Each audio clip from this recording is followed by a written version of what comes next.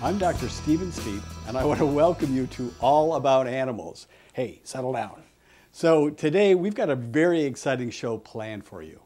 And if you're a regular viewer of this program, you've visited some very interesting places, and you've joined us as we've learned a lot about how to care for our furry family members. One thing, though, we haven't done is to explore, how do these guys get into our home? How do they come to us? Every pet has its own story, but they rely on us to share the details. You know, one of the most enjoyable parts of my day is to meet new families, meet new pets, and ask, how did that pet come to you? How did it get into your home? How old was it when you got it, and how did it get its name? And in the case of this little one, how come you growl so much, huh? At our clinic, we see many purebred dogs, and that's a lot of fun to look at these individual dogs, look at their behavior, their mannerisms. You know, each one is unique to the breed. But recently, something that we see a lot more of, hey, settle down, something we see a lot more of are rescued pets. And rescued pets, you know, they may or may not have had a prior home, but whatever, they've ended up in a shelter. And once they're there, they're living in a cage or a kennel. You know, they're just existing. You know, they're not in a loving home. So how do they find their way to us? And as I said, you know, each one of these pets has their own story. So I think it's about time I introduced you to these two and share their little tale, pardon the pun. This is Molly, and Molly's been with us for about 5 years. And the way that she came into the Steep household was through the Healthy Pet Surgical Suite. And we were working with the Michigan Veterinary Medical Association at the Michigan State Fair when it used to be down on the fairgrounds. And pets were brought in, and rescue pets were brought in to be spayed and neutered. And we set up an exhibit to show people how the surgical procedure takes place, take the mystery out of it. And these were pets that had no home and hopefully would find a home. And little Molly was rescued off the streets of Detroit by Detroit Animal Control, down by the Ambassador Bridge. Tiny little dog, very scared, a lot like this little one here, and reclusive, sitting in her cage, ears were down. It was just a sad story. She was my patient, and I didn't spend more than a few minutes with her, and I knew that she could not go back to Detroit. She was coming home with me. So I talked to the shelter director, I did her spay. She had a hernia on her tummy, and intestines were popping through, just under the skin, and she never went back to the kennel. She went right to our house and has been there ever since, and we love her as more than you can imagine, and she's such a good dog. And that leads to Junebug. Junebug has got the big dog syndrome, little dog, big dog. She thinks she is Rottweiler size, and she is not, obviously. And she actually came from K-9 Stray Rescue, and she was truly rescued. It was a kill shelter in Ohio, and she was brought up to Michigan with a bunch of other dogs. She got sick. She had parvovirus. She nearly died, but they took care of her and brought her through, got her back to good health. Then brought her to our clinic, and if you look at the ferocious little teeth, you can see how they she's got a snaggle tooth. She needed a dentistry, and she came in, and I took one look at her, and the same thing happened that did with Molly. She never went back. I talked to them, and they said, yes, she is available for adoption, and if you'd like to take her, Dr. Steve, you and your family can. And she and Molly are now best friends. So I've had purebreds. I love purebreds. I think it's wonderful. And I've had rescues, and I love rescues. And it's the individual dog that you fall in love with. And this little one is just a handful, and we're having a lot of fun with both of them. So although Molly and Junebug are truly rescue dogs, I didn't rescue them. It was the good folks in Detroit Animal Control and the wonderful folks at K-9 Stray Rescue. They're the ones that went there to do this. So today we're going to visit a rescue facility, and we're going to take a behind-the-scenes view. Stay with us as we drive up Lapeer Road to the K-9 Stray Rescue, visit with our good friends there, and talk all about animals.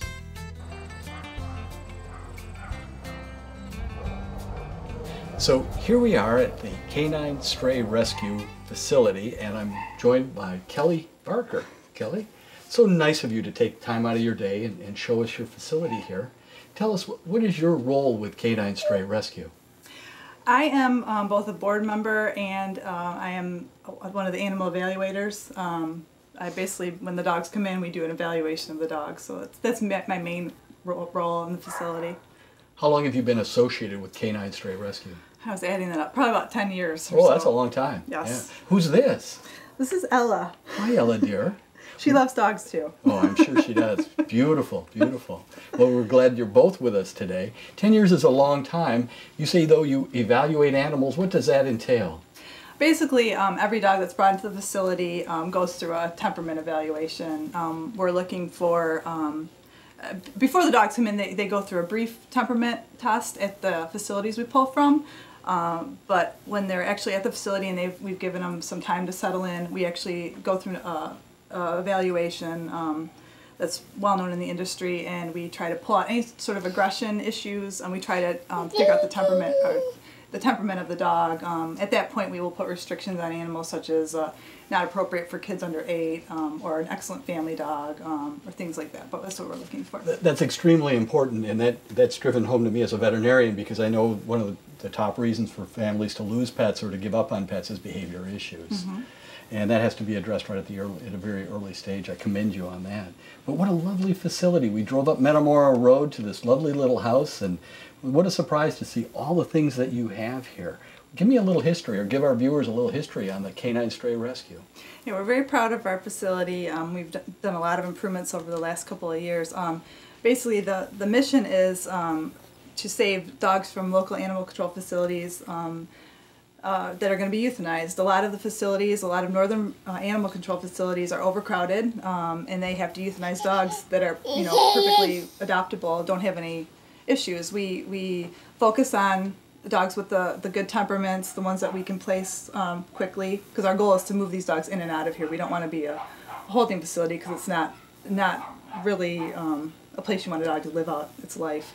But basically the mission is to save dogs that are adoptable from facilities. We've expanded, over the years we've expanded to additional animal control facilities. We've also gone into Ohio a little bit. So we've that's probably one of the changes we've done is expanding, because a lot of the local facilities are doing well on their own. So as they do it well on their own, we'll go to other facilities that need our help. There's been a major initiative in Michigan to try to help these shelters and move animals into homes. And being active on the Michigan Veterinary Medical Association, I experienced that over the last 10 years. So I know that K-9 Stray Rescue is extremely successful, though. I've seen other organizations that just scratch the surface. How many animals, on average, do you find homes for in a month? It's hard to break down a month, because the summer months we do better than the winter months. Yes. I would say I could give you a year statistic, which is probably do maybe close to 600 adoptions a year. That's a lot of dogs that would otherwise have been euthanized. Yes. Just due to space there's just so many dogs out there that are very adoptable, and it's just some of these smaller facilities just can't house all the dogs that come in or are turned in. Indeed. Do you hear the stories? How do those animals end up in the shelters? The majority of them, I would say, are a combination of stray and behavioral issues. But behavioral issues, some of them, are easily correctable, which we find as soon as you give a dog some structure, it's a whole different dog. So they're minor behavioral issues that I think some people just don't know how to have the time or know how to work through. So. Indeed, that's so important. How much time do you dedicate to this organization? I used to be here just about every day, but now that I have a new addition, I've had to cut my time. So I'm here about 1 to 2 days a week now. I leave her at home. I don't bring her, expose her to temperament testing, but I'm here about 2 days a week. Well, in veterinary medicine, we have a rule: when we have children, they go to work with us, and they spend a good deal of time in the cages. And both of my kids grew up sitting in a cage while I worked. And when I was a little guy, my dad was a veterinarian at Palmer Park Veterinary Hospital in Detroit. And I was with him as a toddler and watched surgeries and saw wonderful things. There's not a better way to bring up a child. Yeah, she loves dogs. So I commend you on your dedication. What's your background with pets and animals? Ever since I was young, I was picking up stray dogs. I volunteered at several facilities through college. I just have always been a volunteer at different facilities, and I found this one, and I had a hard time with volunteering at shelters, because I knew I would know which dogs would be euthanized the next day, and it was breaking my heart. So I wanted to find a facility that I knew the dogs were safe, and I could come every day and know that they'll still be here. So it was important to me to find a no-kill facility I mean, not to say that if a dog does become aggressive here, which is very few and far between, we do have to euthanize, I have to say that. But it doesn't happen very often, and when it is done, I understand and can handle it. Well, that's again, I commend you for that. So again, how many years has K-9 Stray Rescue been in existence? It started in 1990, and again, the mission has always stayed the same.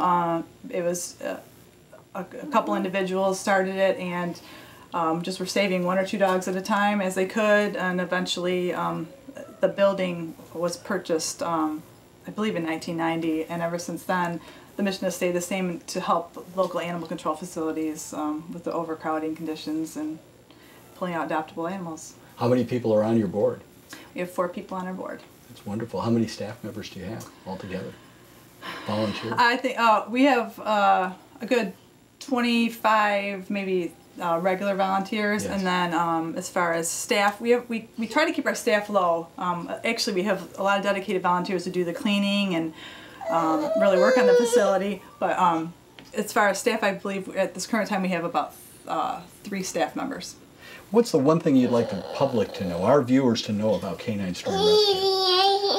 A K-9 Stray Rescue, I'm very proud of the fact that we do dog evaluations and we know a lot about our dogs. If you want to go to a place that really knows their dogs and is going to keep you safe, and we really pride ourselves on getting to know our dogs and working with our dogs and placing them appropriately. It's just to me it's a pleasant place to be. I know sometimes there's a lot of barking, but it's just a nice place where all the volunteers really are here for the right reasons and really want to help the animals. That is so true. I'll tell you, I've been a veterinarian since 1977. I've worked with a lot of organizations and I've done a lot of volunteer work. You have earned my respect. I think a lot of you folks, and I'm really excited that you joined us today. Thank you so much. Thank you very much, too.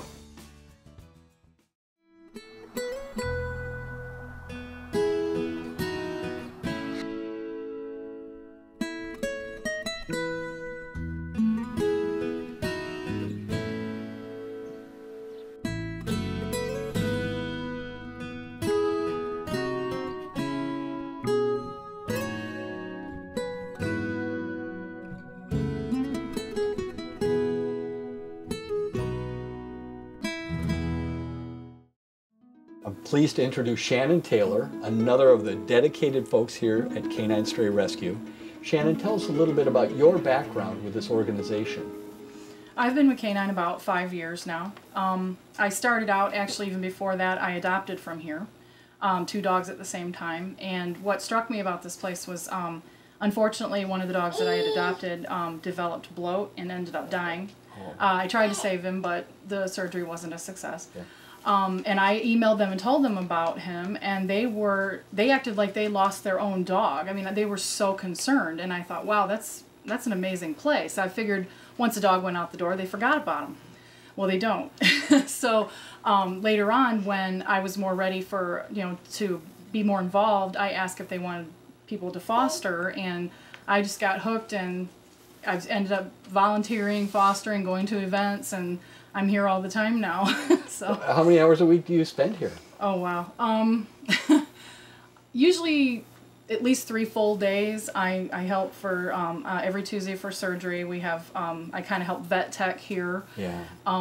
I run the kennel Monday afternoons, and I stay all evening to do temperament testing, medicating, cleaning, stuff like that in the evenings. And usually I have to come back, do pictures, because I do all the information on Pet Finder. Mm-hmm. So I take the pictures, I do all the write-ups, I do all the updates online. Then I try to help with off-site events whenever I can, but I foster at least 2 to 3 dogs at a time, so I'm pretty busy. Well, I can attest to that. I know that when the pets come in, they get excellent medical care when they come to our facility, and we're privileged to help you, and you're always there. Mm-hmm. And we certainly try. I know you do, special dogs. Before this, though, and what was your background with pets and animals? I always had dogs. I just, something about dogs. I was, the youngest of 3 kids. I was the only girl, so dogs were my best friends. Oh. And they were always there for me, so I want to be there for them now. Oh, that's wonderful. So that's what I do. What was your first dog? First one was a little stray, of course. It was just like a little cockapoo. And What was after that dog's name? his name was Ponch, Oh. which was just because he was like a poofy little thing, you know. And after that, I just always at least had one dog at a time all the way growing up, and now I have way more than I need. I understand. I had to stop there and catch my breath. Can you ever imagine you're living without a dog? No. I know. I can't even imagine living with only one dog now. Yeah.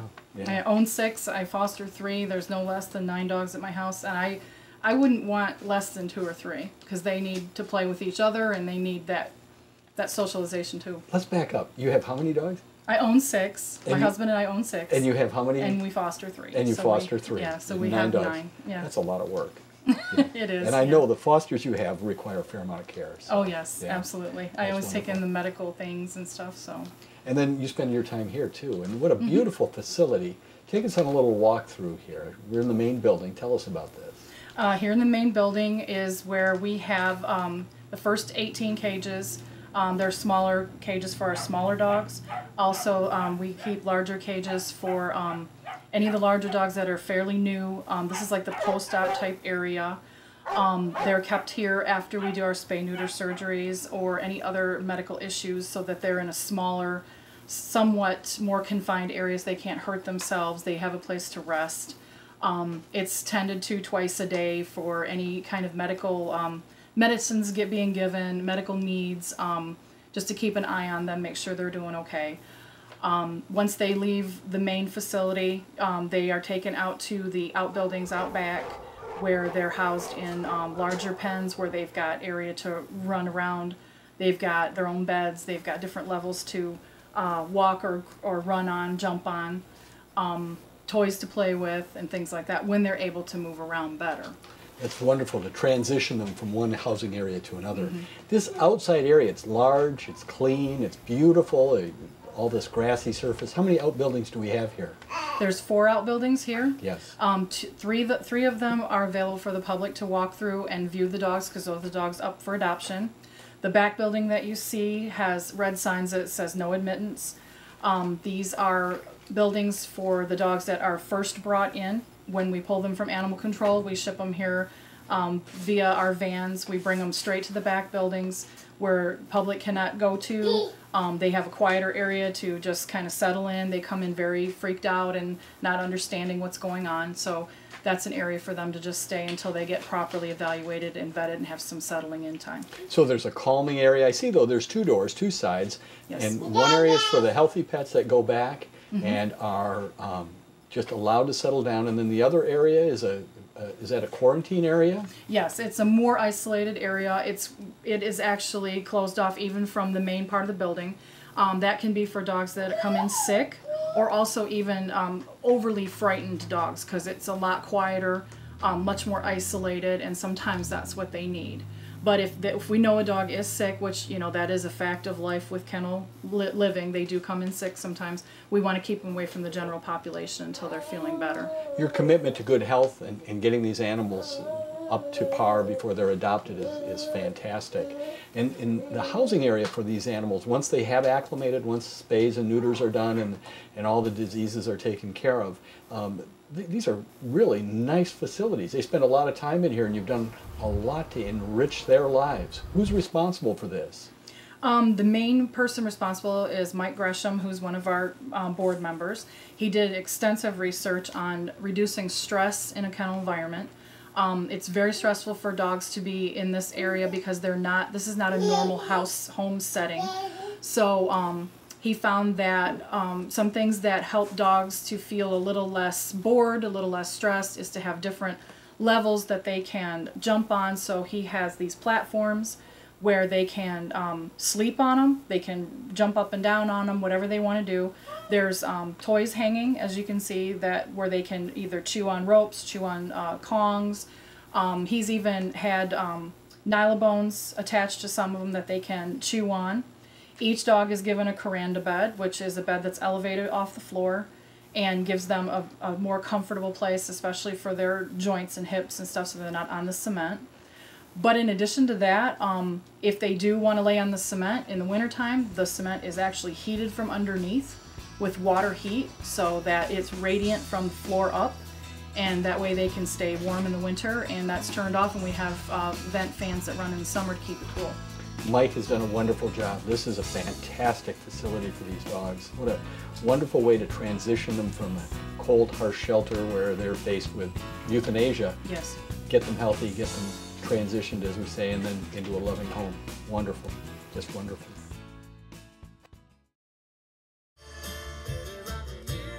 Hi, and welcome to the final edition of Saddle Up. Hi, welcome back to Billiard Temple CrossFit. I'm your personal trainer. Now, the perch just weren't here naturally. Something brought them here. Welcome back to Daybreak with Susan and Joe, and we're going to wrap up our session here today and talk a little bit about water.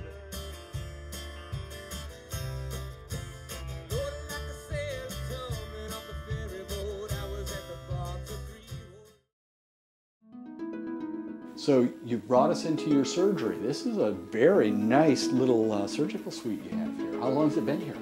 It's been here almost from the very beginning, but it was very primitive to begin with. They've done a lot of improvements over the year. Everything's built up just a little bit at a time. They're mostly proud of their brand new lights here, and that's all been only just for the past few months, and we've absolutely loved it. Well, I'll tell you, as a surgeon, you need good lighting. Yes, I'm sure it's you know very that. important. And so you do spays and neuters in this room. Yes. You have a veterinarian that comes to the facility. Yes, once a week he comes and takes time out of his own schedule. He's a wonderful doctor. I've known him for many years, and you're very fortunate to have him. He's a heck of a surgeon too. We and do so, love him. yeah, it's great. He gives his time to this effort. So, a lot of the times, people have a conception about spays and neuters. It's just a minor little thing, and there's a tiny little incision, and that's all that anybody sees. But you participate in this. You have to be there, start to finish. Yes. It's a little more challenging than all of that, isn't it? It is very challenging, yes. How does that weigh on you? What are some of your responsibilities with regard to this, Shannon? I help with the prep. When we knock them down for surgery, in other words, give them a shot to have them go to sleep. Now that's right. 'Cause we use these phrases in veterinary medicine. Yeah, we say, it's kind of hard to, yeah. We're used to saying it like We that. gently have to- anesthetize. Yes, we have Yes. to anesthetize them. Then it's my job to shave them for the surgery, get everything ready so it's a clean surgical area. Then I also give all the shots that they need at that time, because with rabies shots and distemper shots and things like that. Well, with the rabies shot, the vet has to be on site. He has to sign the certificate. Correct. We also make sure that at that time, because it's the easiest time of all to pull blood, we get in the vein and we pull blood for heartworm testing. Yes. Which is extremely important. We cannot adopt a dog out that has heartworm. But if we find it, we will treat it. Yes, you do. We bring them to you. We bring them to Dr. Glidden. We get them treated.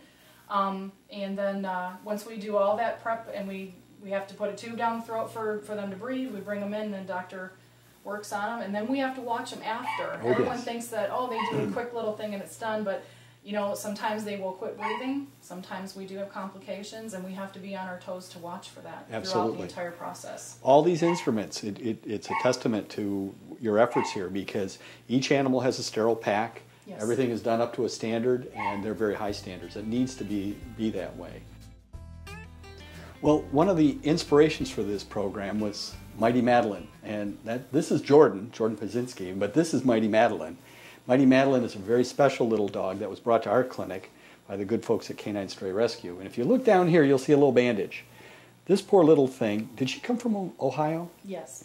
And she had a broken leg. And the femur, the thigh bone, comes from the hip down to the knee, and that's one long bone. And her bone was fractured, her femur was fractured, and one part was sitting on top of the other part. It shortened her leg. She couldn't walk on it at all. And it totally healed together. And any other shelter that I've ever worked with would have said, that's all that there is to it. That's not K-9 Stray Rescue. You folks came in, said, we want to know what's wrong, had an x-ray taken, said, Dr. Steve, can you fix it? I said, we can try, but gosh, she hasn't been using it all this time. What's the chances? We'll see what we can do. And sure enough, you let us go ahead and do surgery. We re-broke the leg, stretched it out, put a pin in it, and then put a pin apparatus on the outside of it. A Kirschner apparatus, straightened it right out, and she's in the final stages of healing. And I know you're taking care of her. How's she doing, Shannon? She's doing great. She gets along with all the other dogs at my house, and she runs around, thinks she's the guard dog. She is such a sweet dog. Everybody at my clinic just loves her. And she is available for adoption? She is. And just because of the surgery and the time that it's taken, it does not increase her adoption fee $1. You know, that's important because although we discount our services and do everything we can to help you, there's hard costs associated with this. Yes. My staff and the equipment, and you folks never ask. You just say, fix it. Right. And we'll discount it. But I know that the cost that you go through to provide care for Mighty Madeline and a number of other dogs, and it's always the best of care. There's no corners cut. You never ask that. No, we always want the best for any of the dogs we bring in. Once we make the commitment, we're committed. It's totally committed. Yes. And the post-operative care that you provide, and the physical therapy, and the other things that we ask of you is above. It's just phenomenal, and it's appreciated on our end too, because it's a team effort to get these dogs healthy. Yes, it is. So we love it. And Jordan, you work at our clinic, and we're so lucky to have you. You're going to college next year, but you started off volunteering here, didn't you? I did, yes. I've been here for about a year. And what were your responsibilities? What were you doing here? I was cleaning cages, taking care of the dogs. I'd walk with them and play with them, yeah. Well, you know, it's not all just walking and play, though, is it? No, it's not. And not at our clinic and not here. No, of course not. It's tell us a little bit about that. You are responsible for cleaning the cages. It's not always the most glamorous work, but it's definitely worth it when you get to see how happy they are, and when they're placed with families, it's really great to see them. It's a very special experience, isn't it? Yes, it is. Yeah, in veterinary medicine, we all start out that way. You know, we all get our hands dirty, but we do it because we love animals. Do you think you'll see yourself in a career in medicine or working with pets or animals? Do you think that's a possibility? I think so. I couldn't really picture myself doing anything without. You know, I've known you a long time. You're a very special person, and I know that whatever your career is, your experiences here at K-9 Stray and at our facility will serve you well. You're going to do well. Thank you. Oh, wonderful. So, what a great facility. You've shown us so much. People have seen it. They've got to be fired up now. There's probably a lot of young folks out there about Jordan's age or a little younger that would like to help. What are your needs? How can people help?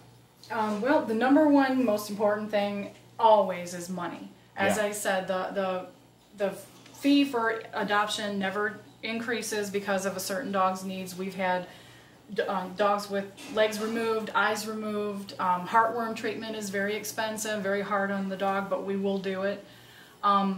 So money, number one, is the most important because we are a 501c3 nonprofit organization. So the contributions are deductible? Absolutely. Every dime is deductible. Every dime is used for the dogs, whether it's medical, whether it's the facility, supplies, anything that's needed for the dogs. That's all it goes to. And of course, big thing is volunteers. You know, there's a very small group of us, and we're very dedicated, and we really live this place. And we need more people that, you don't have to live it like we do, but we really need more people who can help clean, walk, socialize dogs, you know, just spend a little bit of time during our open hours. Because a lot of times it's run by maybe one volunteer who's answering phones, dealing with adoptions, trying to keep things clean, and it's always appreciated. And fostering, you know, once you start developing a relationship with the dogs when you're volunteering here, sometimes you see a dog that would really settle better in a home environment, and eventually after you volunteered here for about 6 weeks, you can fill out a form, see about fostering a dog. And what you do is you just take it into your home, you help train it, you know, house train, see how it does in the house, and take it to off-site events a couple times a month and help get it at home. It breaks your heart, I won't lie to you, but then you're happy because now you can bring in another one. That's right. And you're always saving a life. That's the important thing. So folks can help, money obviously. Absolutely. And I can't emphasize this enough. These problems are local problems. These animals are here. They're in the Oxford area. We brought them in from around the state, but they're with us now. And a lot of the national organizations that are out there are very good at raising money. They've got wonderful commercials. You don't see a commercial for K-9 Stray Rescue, no. But you'll see it for a lot of other organizations. You need to check because what they spend their money on is not the same as what you folks do. You put it right to the animals. And so it is a local problem, and we need our folks and good folks in Oxford and Lake Orion area to help out. So, and then adoptions. You know, you want to do it carefully, but ultimately, we need every dog to have a home. We got to put these permanent home. We have to get them a home. We can't thank you enough. What a wonderful visit. We can't thank you enough for all you've done for us too. It's a pleasure. But what a wonderful visit. We've seen your facility. I know people are fired up. They're going to be calling you and wanting to help in so many different ways. And So if you've watched this and you've enjoyed it, you know, wait till the next day and pick up the phone and see what you can do to help the K-9 stray rescue folks, and then join us again when we have our next program all about animals.